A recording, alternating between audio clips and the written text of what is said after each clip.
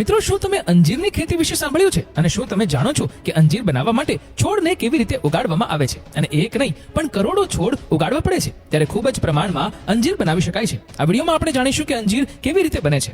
અંજીર વાળના વિકાસથી લઈને પાચન ક્રિયા સુધારવામાં ખૂબ જ મદદ કરે છે અને તેને શ્રેષ્ઠ ડ્રાય ફ્રૂટ પણ કહેવામાં આવે છે. તમારામાંથી ઘણા લોકો એવા હશે જેમણે સૂકા અંજીર ખાધા જ હશે, અને કેટલાક લોકો એવા પણ હશે કે જે સૂકા અંજીર વિશે જાણતા પણ નહીં હોય. તેથી જ આજના વિડીયોમાં તમને જણાવીશું કે સૂકા અંજીરને તૈયાર કરવા માટે તેને કઈ કઈ પ્રક્રિયાઓમાંથી પસાર થવું પડે છે. સૌથી પહેલા આપણે જાણીશું કે અંજીર છે શું.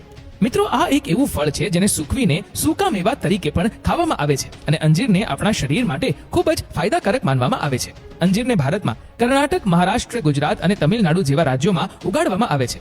તમને જણાવી દઈએ કે અંજીરના છોડને બીજના રૂપમાં રોપવામાં આવે છે. તેના માટે સૌથી પહેલા અંજીરના ટુકડાને પાણીમાં નાખવામાં આવે છે. પાણીમાં નાખ્યા પછી તેમાંથી અંજીરના બીજ નીકળે છે. ત્યારબાદ આ બીજને એક માટીના પોટ્સમાં નાખવામાં આવે છે. ત્યારબાદ તેમાં પાણી નાખવામાં આવે છે. ત્યારબાદ 20 થી 25 દિવસમાં નાના નાના છોડ આવવા લાગે છે. ત્યારબાદ લગભગ 2 મહિનાની અંદર આ છોડ થોડા મોટા થઈ જાય છે, જે જમીનમાં ઉગાડવા લાયક હોય છે. અને આવા એક નહીં પણ ઘણા બધા છોડ ઉગાડવામાં આવે છે. તમને જણાવી દઈએ કે અંજીરનું વાવેતર વિવિધ પ્રકારની સારા નિતારવાળી જમીનમાં થઈ શકે છે અને આ જમીનનું પીએચ મૂલ્ય 6 થી 7 વચ્ચે હોવું જરૂરી છે. અંજીરના છોડના વિકાસ માટે 25 થી 30 ડિગ્રી તાપમાનની જરૂર પડે છે.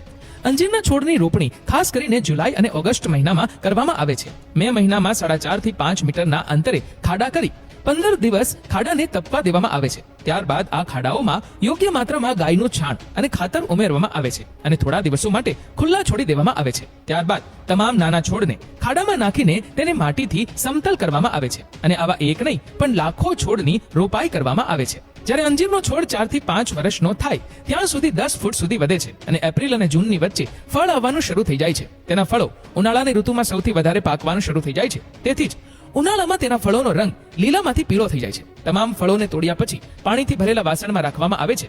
અંજીરના ફળને વિશ્વનું સૌથી મીઠું ફળ પણ માનવામાં આવે છે અને તેની અંદર કેલ્શિયમની માત્રા ખૂબ જ વધારે હોય છે, જે આપણા હાડકાને મજબૂત બનાવવામાં મદદ કરે છે. અને તમને જણાવી દઈએ કે અંજીરના એક છોડમાંથી લગભગ 20 કિલો ફળો મળે છે અને અહીં આ બધા ફળોને એક પછી એક છરી વડે કાપવામાં આવે છે અને પછી તેને થોડા દિવસો સુધી તડકામાં સૂકવવામાં આવે છે. અને આ અંજીર સુકાઈ ગયા પછી તેને ફેક્ટરીમાં મોકલવામાં આવે છે, જ્યાં તેને કન્વેયર બેલ્ટ દ્વારા આગળ મોકલવામાં આવે છે અને પાણીથી ધોવામાં આવે છે, જેથી કરીને તે સ્વસ્થ રહે. અને પછી અંજીર ધોયા બાદ તે ભીના થઈ જાય છે, તેથી તેને હીટિંગ મશીનમાં સૂકવવામાં આવે છે અને પછી આ અંજીર ફળોમાંથી સૂકા મેવામાં બદલાય છે, જે પછી તેને વેચવા માટે બજારમાં મોકલવામાં આવે છે.